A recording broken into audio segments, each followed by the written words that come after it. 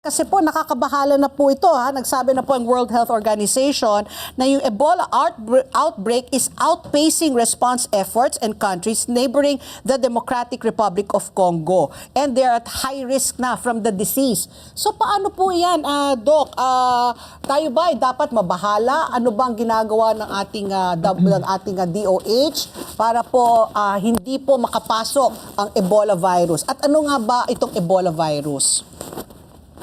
Yes, Pat. No? So, unang-una, bigyan natin ng context, no? Okay.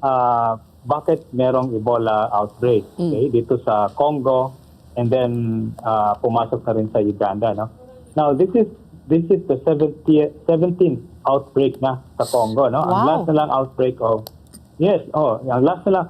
So, Ebola virus was discovered 1976, no? Okay. So, ang last nilang outbreak was just last December.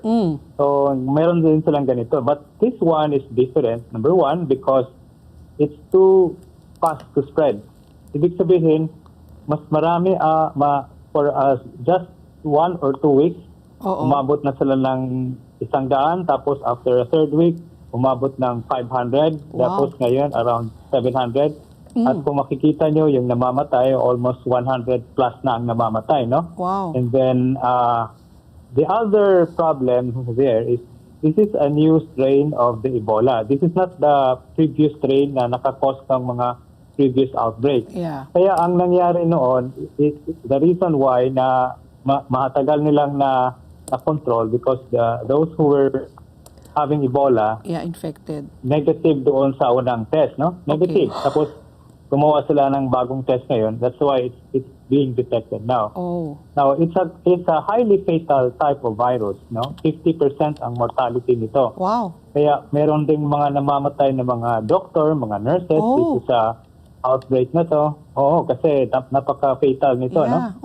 Tapos, walang bakuna to, Pat, ha? Wala pang bakuna. Yung isang strain, may bakuna na. Ito ang walang bakuna. Oo. So, ang usual manifestation nito sa mga na-exposed, so nakukuha to sa fruit bats, no? At saka sa mga unggoy, yung mga macaque monkey na usual din nilang mga kinakain. No?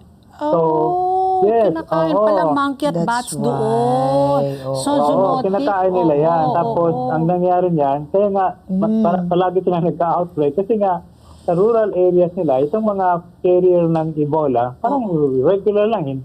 They hunt it, mga bata, exposed doon. No? So, ganun ang nangyayari.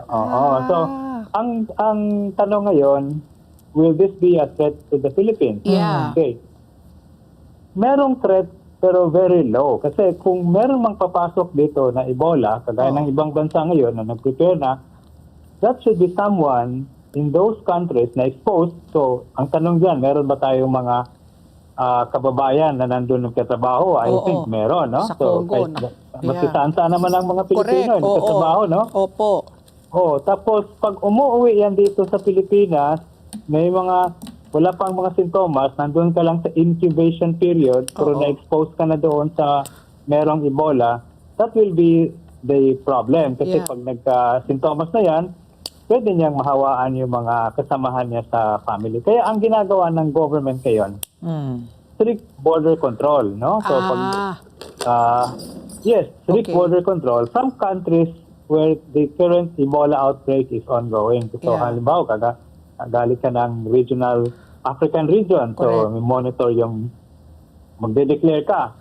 Kung saan ka galing. Meron ka bang exposure? Saan ka galing? Meron ka bang mga sintomas, no? Tapos pagdating sa airport, may mga thermal scan pa yan, no? Yes. So ganun ang ginagawa ng Bureau of Quarantine, no?